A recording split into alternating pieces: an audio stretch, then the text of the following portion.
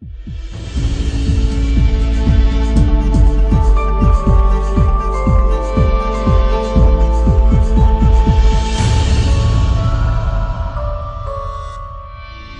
hoje vamos iniciar uma nova temática. E eu acho que alguns já viram nas redes sociais. O tema dessa nova EBD é o Evangelho para a Vida Real. Vou repetir. O Evangelho para a Vida Real. O tema já fala muito. É aprendermos o que é o Evangelho e como esse Evangelho se aplica na vida real, no dia a dia. A pergunta é, isso é fácil? Entender, sim, o Evangelho e aplicar no dia a dia. Mas é tão difícil compreender e, às vezes, viver isso.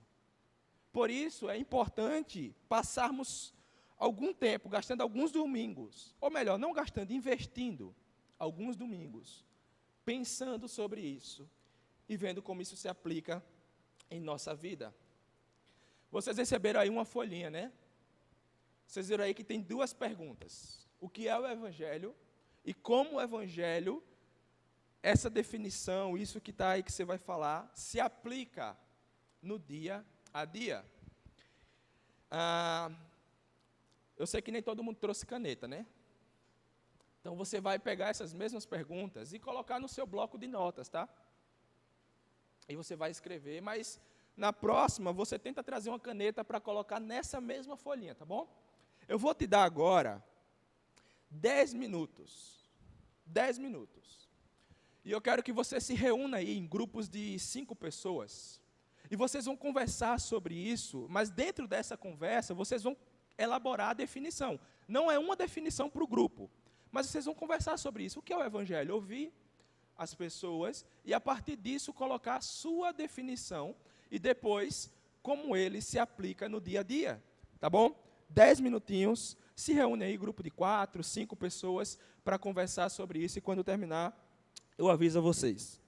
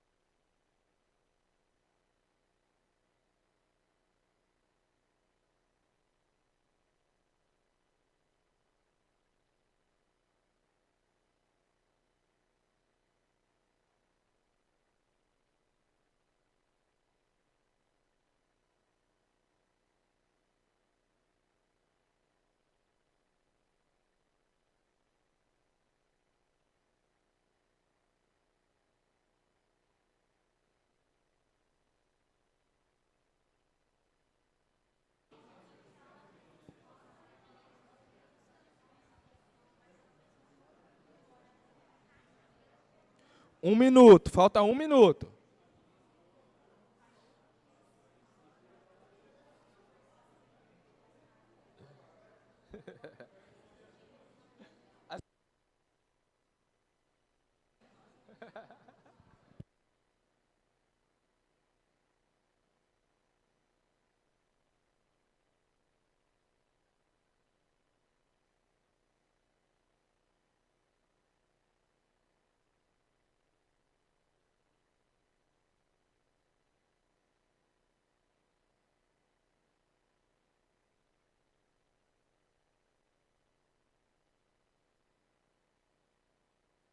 Pronto?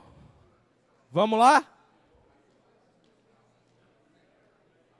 Acabou, acabou? Depois conversa mais. Olha aqui agora.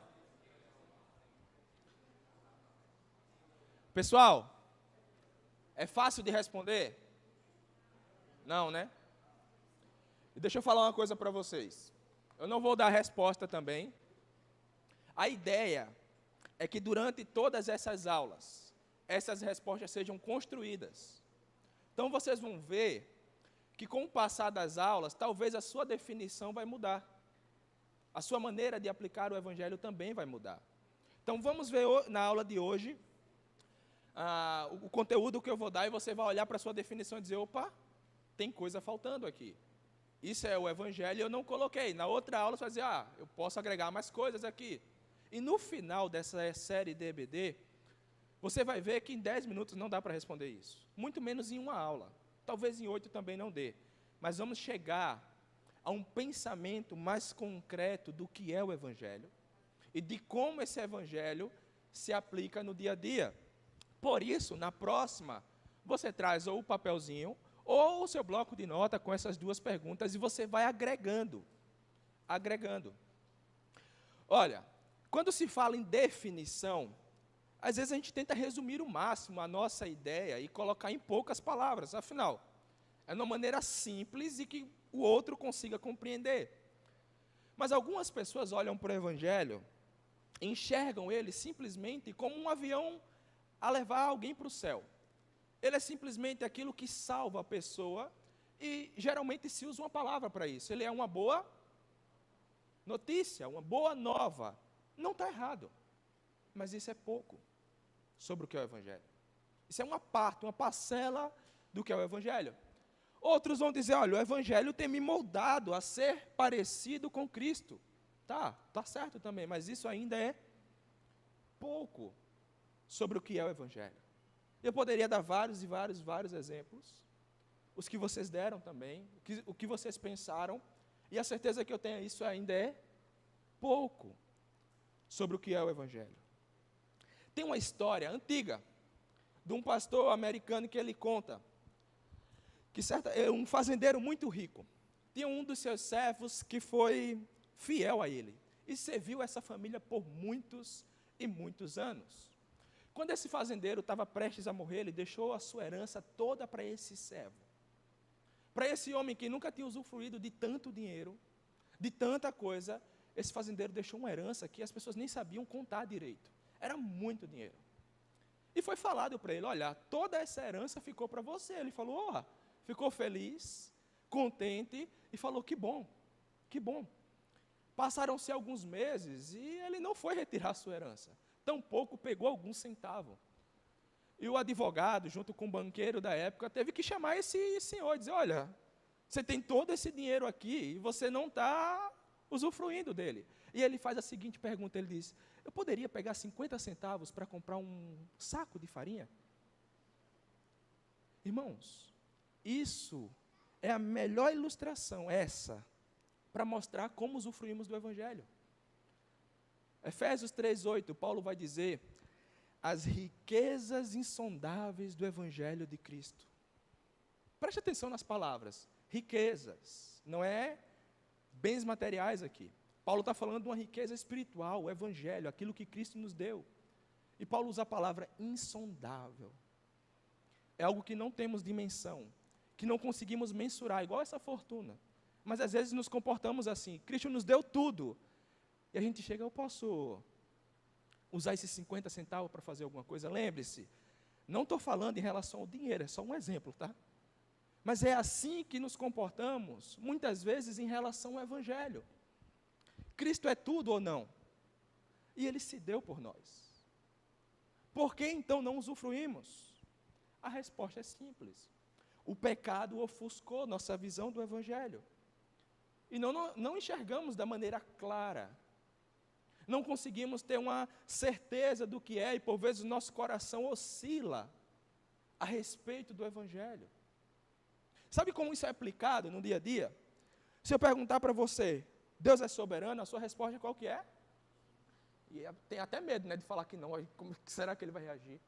Mas a verdade é que essa verdade muitas vezes não é suficiente para no momento da dor e da angústia vivermos acerca dessa verdade. Parece que o conhecimento e saber que Deus é isso não soluciona a dor que está naquele momento. E não está errado saber, mas há uma grande diferença, e é isso que Paulo fala em Efésios 3:8. Quando olhamos para Cristo, entendemos que Ele é tudo e começamos a usufruir do Evangelho de Cristo, do próprio Cristo, não é só um conhecimento acerca de Deus, mas uma vivência com o próprio Deus, do qual é maior do que qualquer definição teológica, ou maior do que qualquer livro já escrito. O que eu estou falando, eu sei que é um pouco complexo, e parece que não é tão simples, mas lembre, o pecado ofuscou nossa visão. Não conseguimos enxergar da maneira clara, tampouco conseguimos refletir, muitas vezes, esse Evangelho. Como eu falei, às vezes a gente crê em algo, a nossa crença está ali, mas no dia a dia, não conseguimos usufruir, viver. Pensa, Deus é amor, Deus te ama, você é filho. Mas quantas e quantas vezes o seu sentimento é de, tá, Deus me ama, mas eu não sei se Ele gosta de mim. Peço tanto, Ele nunca faz nada. Percebe que às vezes a nossa crença é incompatível com aquilo que estamos vivendo acerca do Evangelho. Lembre-se, o pecado ofuscou a nossa visão do que é o Evangelho, e principalmente do que é Cristo. João Calvino certa vez disse que o diabo ele vai investir tempo, não para que você possa conhecer novas coisas, mas que você tenha uma visão obscurecida acerca de quem é Cristo. Então ele não liga se você quer descobrir novas terminologias ou nada. O que ele investe tempo é para que você não descubra de fato o que é Cristo na sua vida. O que isso representa, o que isso significa, o que isso te dá direito de usufruir. Mas lembre-se, o pecado ofuscou tudo isso. Você deve estar assim, está falando tanto de pecado, é pecado, pecado. E tem uma pergunta aqui óbvia para você, mas é para a gente refletir no dia de hoje. Você é um pecador? Dá medo também dizer que não, né? Porque já está mentindo, aí já é também, né? Que a gente sempre fala, já está mentindo. Você é um pecador? Eu tenho outra. Você sabe o quanto você é um pecador? Sabe qual que é a resposta para essa? Não. Não sabemos. Porque, às vezes, quando a gente olha para o pecado, a nossa tendência é mensurar aquilo que é grande. Adultério, tantos outros pecados, e aqueles que são lá, que está aqui dentro, que ninguém sabe. Deus, né? Deus sabe. Mas esses a gente cauteriza a mente e diz, isso aqui dá para relevar, né? Eu não sou igual aquele outro lá. A verdade é que não sabemos o quanto somos pecadores. E eu tenho aqui algumas perguntas para nos ajudar e te ajudar a ver o quanto você é um pecador. Certa vez, lá em Mateus 22, se você conseguir abrir a sua Bíblia aí,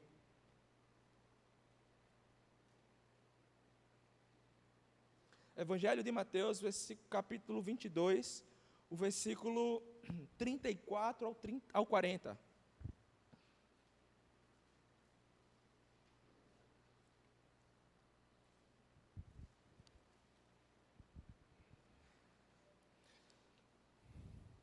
Olha o que diz aí. 34. Ao ouvirem dizer que Jesus tinha deixado os saduceus sem respostas, os fariseus se reuniram. E um deles, que era perito na lei, quis pôr Jesus à prova, perguntando, Mestre, qual que é o maior dos mandamentos da lei? Jesus então respondeu: ame o Senhor, seu Deus, de todo o seu coração, de toda a sua alma e de todo o seu ser e entendimento. Este é o primeiro e o maior mandamento. E o segundo é semelhante a ele: ame o seu próximo como a si mesmo. E destes 2 mandamentos dependem toda a lei e os profetas. Eles tinham essa ideia, né, de sempre criar alguma arapuca ali para pegar Jesus no pulo. E a pergunta desse perito da lei, do fariseu, o que está implícito nela é assim: Senhor, o que eu devo fazer para obter a salvação? Como eu devo me comportar para agradar a Deus? Como eu devo viver todos os dias da minha vida de maneira que Deus olhe para mim e diga: aí sim, conseguiu. Está tudo isso implicado nessa pergunta. E aí Jesus responde: amarás o Senhor teu Deus e amarás o próximo. Mas a verdade também é que não conseguimos dimensionar o que isso quer dizer muitas vezes. E eu coloquei aqui algumas perguntas, algumas afirmações, para nos ajudar a entender isso. Porque eu sei que é óbvio se eu perguntar: você ama a Deus de todo o seu coração? Também não, né? Mas pensa, quando Jesus fala isso, ele está dizendo assim, que o seu amor por Deus transcende, é maior do que qualquer outro desejo que você possa ter no seu coração. O seu amor por Deus transcende todo o desejo que você tem no seu coração. Lembra, é isso que Jesus está dizendo aqui. Amar a Deus sobre todas as coisas é isso. É o que você gasta mais tempo. É com Deus. Você se acorda e diz: Deus, que dia, eu quero já ficar com o Senhor. E você já vai para a palavra, já ora lá, e você vive o dia pensando em Deus. E qualquer coisa que você vai realizar, você pensa: não, Deus é maior do que isso. Meu coração se alegra mais com Deus do que qualquer outra coisa. É isso que Jesus está dizendo. Alguém que ama a Deus sobre todas as coisas. Também no Salmo 27:4, como Davi. Alguém que anseia e contempla a beleza de Deus e que busca viver em comunhão com Ele. Todo momento, qualquer situação está orando, ele olha para Deus e se contempla a sua beleza, ele desfruta dessa comunhão. É alguém que ama a Deus sobre todas as coisas. Mas tem mais sobre essa afirmação de Jesus. Você se alegra em meditar na sua palavra. E como Jesus, você faz isso várias e várias vezes. Ah, que prazer é meditar na palavra. Não tem coisa melhor do que abrir a palavra de Deus, até dormir, mas dormir com ela ali, ó, dormir no braço de Jesus. Mas lá, horas e horas, e fazer como o salmista disse, ficar meditando nela dia e noite. Não só isso, mas você tem uma estima pela glória dele. Ele governa tudo o que você faz, as suas motivações. Isso inclui o seu comer, o seu beber, o seu trabalho, o seu lazer, seu comprar, o seu vender, a sua leitura, aquilo que você pensa, aquilo que você fala, até mesmo a maneira como você dirige, como você trata os outros. Amar a Deus acima de todas as coisas. Outra afirmação: você nunca é desencorajado ou frustrado por circunstâncias adversas. Por quê? Porque você está confiante em Deus, de que Ele está com você, de que tudo que Ele falou é verdade, você o ama acima de todas as coisas. Percebe o quanto estamos longe? Percebe quanto é longe essa afirmação de Jesus, amar a Deus acima de todas as coisas? Porque não precisa responder para mim. Mas olhe tudo isso que eu afirmei e olhe para a sua vida. E em porcentagens. Qual que é a porcentagem que você está nisso? Aí agora fica mais claro, né? Você ama a Deus realmente acima de todas as coisas? Não amo. Por quê? Por causa disso. Por causa disso tudo. Às vezes não enxergamos a gravidade do nosso pecado e o quanto a nossa natureza nos leva para longe de Deus.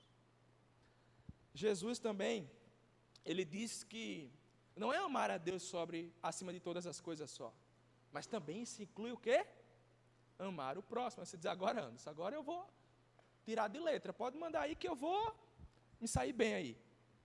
Será? Você nutre pelo próximo o mesmo amor que você tem por si,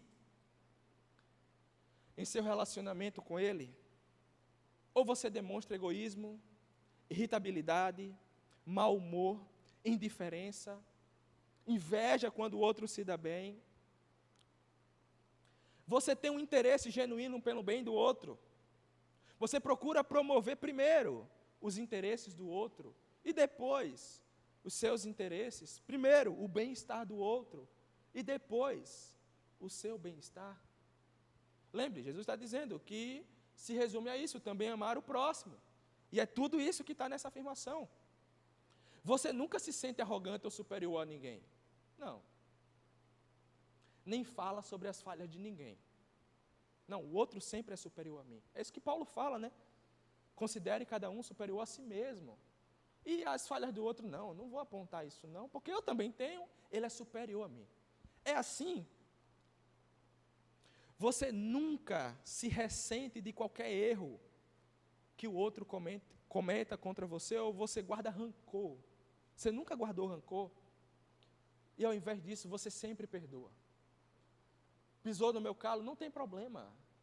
Eu amo o próximo como a mim mesmo, porque Jesus falou, e eu estou de coração aberto para perdoar. Não tem problema. Você sempre trata o outro de forma como gostaria que ele o tratasse. Parafraseando, por exemplo, 1 Coríntios 13, 4 ao 5, preste atenção. Você é sempre paciente e bondoso. Lembra que Coríntios está falando do amor? Parafraseando, colocando para o amor ao próximo. Você é sempre paciente e bondoso?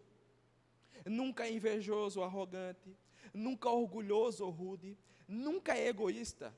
Você não se irrita de maneira fácil. E mesmo em sua mente não guarda mágoas de injustiças cometidas contra você. Amar o próximo como a si mesmo. Percebe que se fizermos uma análise para aquilo que está dentro de nós, a percepção que temos é que estamos tão distante daquilo que Jesus afirmou. Amar a Deus sobre todas as coisas e o próximo como a si mesmo. Eu poderia dar mais exemplos, mas esses são apenas alguns. O pastor Jerry Bridges, ele vai dizer o seguinte, preste atenção. Não temos nenhum lugar para nos escondermos de Deus. Em nosso relacionamento com Deus, não podemos apelar para os nossos deveres cristãos. Não importa quão úteis eles sejam, nem para a nossa moralidade externa, por mais exemplar que ela seja. Em vez disso, devemos confessar, juntamente como Esdras fez: Senhor, as nossas iniquidades se multiplicaram sobre a nossa cabeça, e a nossa culpa cresceu sobre os céus. Ao olhar para tudo isso, e olhar para você, e olhar e dizer: Senhor, eu estou distante disso de viver, de amar o Senhor realmente, e de amar o próximo. O pastor Jerry Bridges está dizendo, agora a gente não vai se agarrar simplesmente em moralismo, e dizer, eu tenho que fazer alguma coisa para mudar isso, não. Mas ao senso de culpa, e fazer como Esdras: Senhor, as nossas iniquidades se multiplicaram, e o meu pecado subiu até o Senhor. Percebe que às vezes a gente fala, sim, somos pecadores, mas o quanto somos pecadores, e o quanto isso nos afasta de Deus. Isso tem que estar na sua definição do que é o Evangelho. Isso precisa estar no meio dessa definição, em algum momento, em alguma linha, em algumas palavras, em algumas letras. O senso de pecaminosidade, a natureza caída. Lembra, é a boa notícia, mas para a boa notícia existir teve que ter o quê? A má notícia. E a má notícia implica tudo isso. E quando falamos o que é o Evangelho, isso tem que estar em algum lugar. Quem somos diante de Deus? Quem eu e você somos realmente diante de um Deus santo? Porque isso vai nos ajudar a entender melhor o Evangelho. E quando falarmos, ele é uma boa notícia, é lembrar de tudo isso. Por que ele é uma boa? Porque a má notícia eu estou incluso. Porque tudo isso está dentro do meu coração também. Porque tem pessoas que ainda não conhecem o Senhor e imaginem, a gente que conhece o Senhor nos salvou, a gente luta com isso, irmãos. Imagine aqueles que são ímpios. Como que vamos cobrar deles um padrão, uma vida com Jesus? Eles nem conhecem a Jesus, nem seguem ao Senhor. Isso precisa estar em algum lugar aí. Não sei como, mas acho algumas palavras para colocar sobre isso. Qual que é a resposta, então, para o pecado? Porque vimos que o pecado atrapalha o nosso senso de saber o que é essa riqueza do Evangelho. E porque estamos afastados de Deus, nossa natureza é caída, não conseguimos usufruir de todas as riquezas que o Senhor nos proporciona, do que é o Evangelho, do que é ter Cristo. É por isso que temos a cruz. Eu pergunto para você, o que é a cruz? Não venha me dizer que é uma coisa de madeira, com um tracinho assim. Mas lembre, a gente está tentando refletir acerca de algumas afirmações que parecem ser simples, mas que não são. O que é a cruz? Não tenham medo de falar não, vamos lá. Como? O preço, justificação, sofrimento. O que é a cruz? Salvação. O sacrifício de Jesus por nós. Rendição. Amor.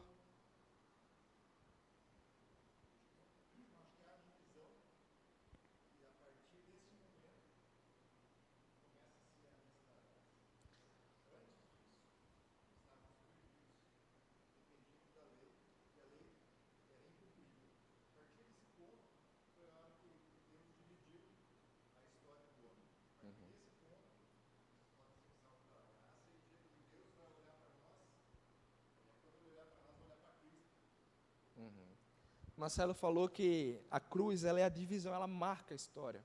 Porque antes dela, a lei mostrava que não conseguíamos. Estávamos sob a punição, a justiça de Deus. E depois do sacrifício de Cristo, agora a lei, a aliança. E quando Deus olha para nós, quem Ele enxerga? Cristo. Alguém mais?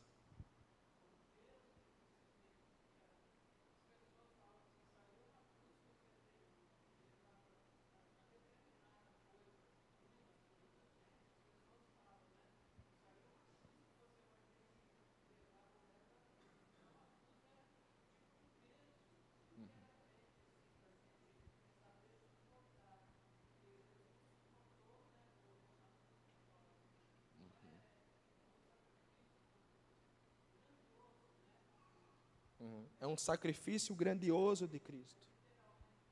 Sim. Ele carregou um peso ali. E entender a cruz, ela passa por dois momentos. Percebe que nas falas por um lado, ela mostra o quanto somos o quê? Pecadores. Mas pelo outro lado, ela mostra o quanto Deus amou esses pecadores. Agora pensa comigo, eu descrevi aqui algumas coisas que nos fazem ser pecadores. Tenho muitas outras. Agora imagina Jesus carregando o peso de todos os pecados. Carregando o peso do pecado de todo mundo, do que cometeu, do que cometemos e do qual ainda vamos. Imagina esse peso sobre o Senhor. Irmãos, as chicotadas foi a menor das dores. Doeu sim. Doeu sim, mas isso era o menor. A cruz é o momento em que Cristo está com agonia, com tudo, porque Ele sabe o peso da mão do seu Pai. Ele sabe que em certo momento Ele vai ficar distante do seu Pai. Porque Ele está carregando o peso de toda a humanidade, daqueles que são seus, do povo do qual Ele chamou. Ele está carregando o peso dos seus. Então, não ache que as chicotadas doeram sim, mas isso não era o pior. Cristo está carregando os pecados. Os pecados. E a cruz, por um lado, como eu falei, ela nos mostra que Deus, sendo tão santo, Ele exigiu essa punição. E o profeta Isaías vai dizer que Deus se agradou em moer o seu filho. Imagina, talvez você que é pai, se agradar em moer o seu filho. E moer aqui é literalmente, tá? Ele está carregando um peso que nós não temos dimensão. E Deus está se agradando disso, de punir Jesus. A gente sabe o motivo. Mas Isaías vai dizer isso, o servo sofredor, do qual Deus. Mas ao mesmo tempo, essa punição de Deus sobre Jesus, ela é proporcional ao amor de Deus para salvar a vida dos seus filhos. A cruz, ela representa muito. Em algum momento também da sua definição, do que você pensa acerca do Evangelho, ela precisa estar. Você precisa ter essa dimensão e clareza do que isso realmente significa. Porque é somente com esse pano de fundo sombrio, sobre a nossa pecaminosidade, a pecaminosidade que está à nossa volta, que podemos ver, irmãos, a glória da cruz. É quando enxergamos o quanto somos maus, o quanto a natureza humana é má, que podemos ver a glória da cruz. Sem isso, ela só vai ser uma cruz. Um símbolo, sei lá, algo para proteger. Mas se conseguirmos ter a dimensão desse lado sombrio, vamos ver de maneira mais clara, viva, a cruz de Cristo, o sacrifício de Cristo. E conforme contemplamos a glória da cruz, a obra de Cristo, também descobriremos que Cristo, em sua grande obra por nós, não apenas resolveu o problema do pecado, mas ainda Ele garantiu riquezas insondáveis. Percebe que o Evangelho não só é uma solução do pecado. É muito limitado dizer o Evangelho é só para resolver o pecado. Não, na obra da cruz, Cristo resolveu o problema do pecado, sim, de uma vez por todas. Mas Ele também deu riquezas insondáveis. Nos garantiu o direito de sermos filhos de Deus. O relacionamento que estava rompido agora voltou. E por meio de Cristo Jesus podemos nos aproximar do trono da graça de Deus, como dizem Hebreus. Não é só a solução dos pecados. É um convite, é um colocar na família de Deus. É agora estar conosco todos os dias. Lembra Mateus 20 e 28? Eis que estarei convosco todos os dias. Lembra Jesus prometendo o Espírito, dizendo, Ele vai estar com vocês. Lembra Jesus mostrando aos discípulos, não tenham medo, preguem isso, façam isso. Percebem a dimensão que é em olhar para a cruz, e ver que ela não só é para resolver o pecado, não. Aquilo que Adão perdeu no Éden, agora a gente pode desfrutar. Em qualquer momento, João 4, a mulher samaritana pergunta, Senhor, aonde? Aonde que vai ser a adoração? E Jesus responde o quê? Não vai ter lugar. Não é mais em Jerusalém. O Pai procura agora os verdadeiros adoradores, aqueles que adoram em espírito e verdade. Ou seja, aqueles que nasceram, igual Jesus falou para Nicodemos. Aqueles que foram salvos pelo Senhor, em qualquer lugar, meu irmão, no ônibus para o trabalho agora. Em casa, voltando, caminhando, correndo, deitado. Não sei, qualquer lugar que você estiver, você pode falar Deus e ter a certeza de que os ouvidos dele estão atentos à sua voz. Isso foi restaurado por causa da obra do Senhor. A cruz representa tudo isso. Por isso, a melhor maneira de olharmos para isso, o que é o Evangelho, como ele se aplica no dia a dia, se resume a não é necessariamente ter uma grande capacidade intelectual. Não. Porque a beleza do Evangelho é que pessoas iletradas conseguem entender. Que pessoas que têm um doutorado conseguem entender. O que é isso?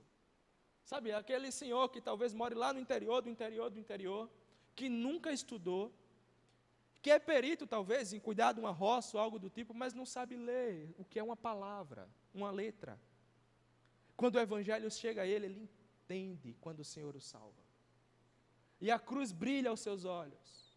E agora ele consegue falar com Deus.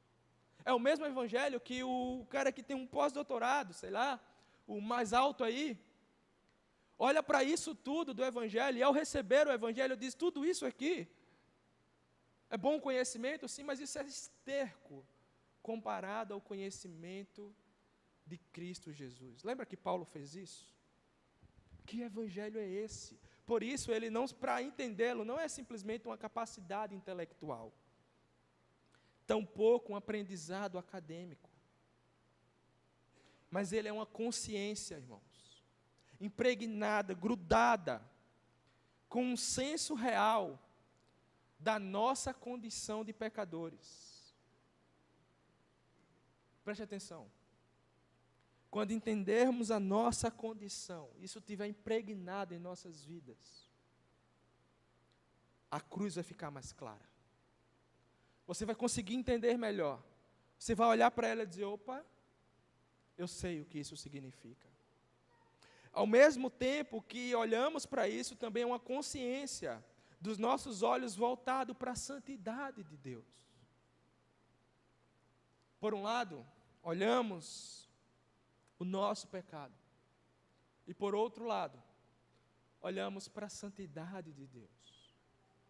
Caminhando assim, conseguimos ter um melhor entendimento e vivência do que era o Evangelho. Do que é o Evangelho. Mas lembre-se do que eu falei no início. Isso aqui pode ser só informação, irmãos. Você pode sair daqui e simplesmente ter mais informação. E isso não é a ideia. Não é só passar informação. Porque isso não vai fazer você usufruir do Evangelho. A minha ideia aqui é fazer você enxergar que você é um pecador. Que eu sou um pecador. E que a partir disso, você olhe para Cristo, para a cruz, para a obra da redenção, agora de uma maneira diferente. Lembra a palavrinha aí, a primeira pergunta? O que é o Evangelho? Tudo isso precisa estar na sua definição. Eu sei que é muita coisa, né? Resume. Sabe o que isso vai ser importante? Quando alguém chegar para você e falar assim, um ímpio, alguém que você conhece, o que é o Evangelho, meu irmão? O que é o Evangelho de Jesus? Eu quero conhecê-lo. Aí você vai dizer, não, eu não posso falar só que o Evangelho é para salvar. Não, eu tenho que falar também, mas eu tenho que falar isso também. Porque se eu chego para a pessoa que está numa condição de pecadora, e olho para ela e digo, o Evangelho é uma boa notícia, para você dizer, hã? Mas boa notícia de quê? Do quê? Imagine, contextualizando, se alguém chega para você, eu chego para o Janjan, tem uma boa notícia, aconteceu isso, ele, mas, tá, isso para mim quer dizer o quê? Eu não sei o porquê você está me dando essa boa notícia. Mas quando você fala da má notícia, quando você mostra para a pessoa que ela está distante de Deus, que ela precisa do Senhor, porque o seu coração é de um pecador, e a partir disso ela vai olhar e dizer, agora eu entendi, porque eu preciso de uma boa notícia. Porque eu preciso de uma boa notícia. Então isso precisa estar na sua definição. Mas como tudo isso pode ser aplicado no meu dia a dia? Como essa enxurrada de informação eu posso aplicar amanhã, ou hoje mesmo, no horário do almoço. Quando aquele meu irmão, que eu vou estar com ele, vai me fazer algumas perguntas, vai me tirar um pouquinho a paciência. Como eu vou chegar em casa e deitar, e talvez eu vou pensar se eu venho para o culto ou não. Como, na vida real, nos problemas, nos medos, ansiedades, dilemas, na vida que sangra, sabe? Que dói, angústia. Como esse evangelho se aplica? Entenda, eu não estou falando, não é um campo de ideias só não. É como isso se aplica mesmo, no momento que você está sozinho pecando, e ninguém vê. Como? Que o momento que você está pensando coisas pecaminosas, manipulando, você está lutando contra isso, como esse evangelho se aplica? Como esse entendimento de quem eu sou, de quem é a cruz? Como?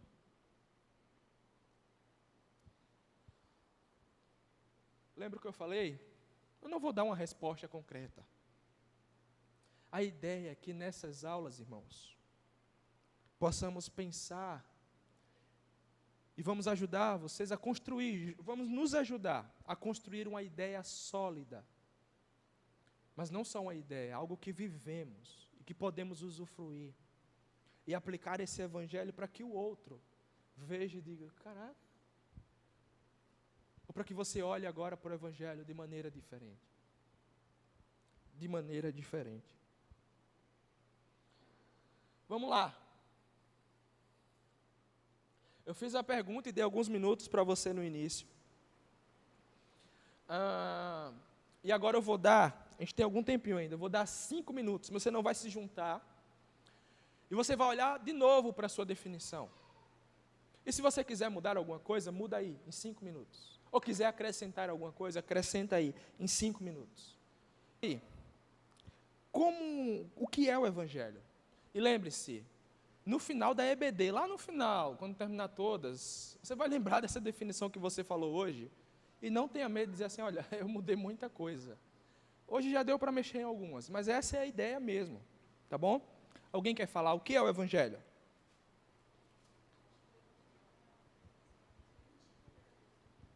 O Evangelho é um relacionamento íntimo e verdadeiro com Cristo. Ju? Vou fazer assim, peraí.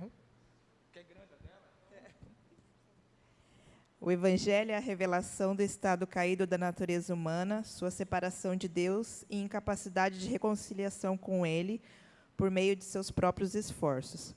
Ele também é salvação e justificação por meio do sacrifício de Jesus na cruz, que carregou sobre si a ira de Deus para nos aproximar dele, e também a transformação de vida e a fonte inesgotável para todos os povos e nações que precisam dele.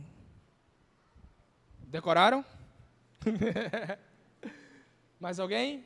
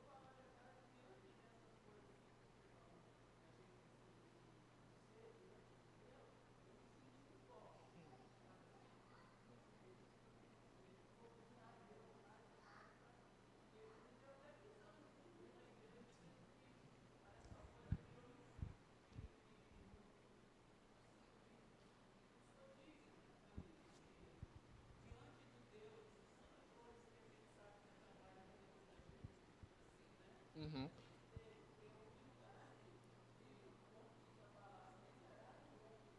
Uhum. Uhum. Irmã Nedina, glória a Deus, porque é isso que o Evangelho faz. Quando olhamos para o Evangelho, nosso sentimento é de pó e de incapacidade. É por isso que olhamos para Cristo agora. Porque não são as nossas obras, como Paulo diz, são as obras de Cristo. É por isso que agora a cruz tem mais significado. Que olhando para a sua vida, como você falou, é um pó. Não tem como agradar a Deus. Por isso que Cristo veio e tomou a sua dor. E aí agora, pelos méritos de Cristo, é que podemos usufruir disso. Mas é isso exatamente o que o Evangelho faz. Não tem como olhar para tudo isso e dizer, uau! Não. É olhar para tudo isso e nos colocar de joelhos. E clamando a Deus, Senhor, tem misericórdia de mim. E aí, por causa do sacrifício de Cristo, podemos olhar para cima e com um sorriso dizer, mas pela obra de Cristo, o meu Salvador, agora eu posso desfrutar disso. Mas é exatamente isso, irmã Nedina. Obrigado por compartilhar.